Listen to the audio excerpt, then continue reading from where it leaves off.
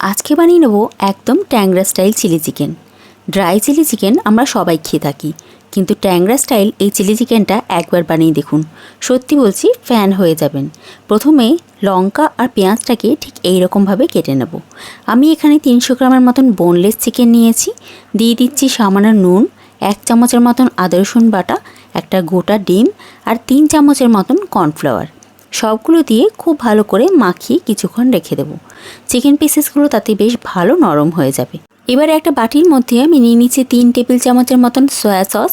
Soya সসটা একটু পাতলা হলে খুব ভালো হয়।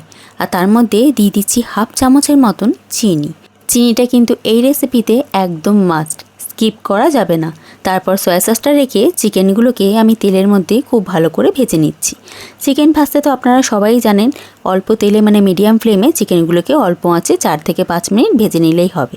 এইবারে সাদা তেল গরম করে যে লঙ্কাগুলো কেটে রেখেছিলাম সেগুলো একটু ভেজে নিলাম। তারপর সেই তেলের মধ্যে এই ভাজা চিকেনগুলোকে আমি দিয়ে আরও 2 মিনিটের মতন একটু নেড়ে ছেড়ে নেব। আর তারপরে দিয়ে দেবো কেটে রাখা পেঁয়াজগুলো, আর যে সয়া সসটা চিনির সাথে গুলে রেখেছিলাম সেগুলো দিয়ে দিলাম। চিনিগুলো না গলে গেলেও অসুবিধা নেই, নাড়তে চাড়তে গিয়ে চিনিটাও গলে যাবে আর এই সবগুলো বেশ ভালো ক্যারামেলাইজ হয়ে যাবে। তারপর সয়া সসটা ড্রাই হয়ে গেলেই রেডি আমাদের এই ট্যাংরা স্টাইলে চিলি চিকেন। খেতে কিন্তু অসাধারণ হয়েছিল, একবার অবশ্যই ট্রাই করবেন।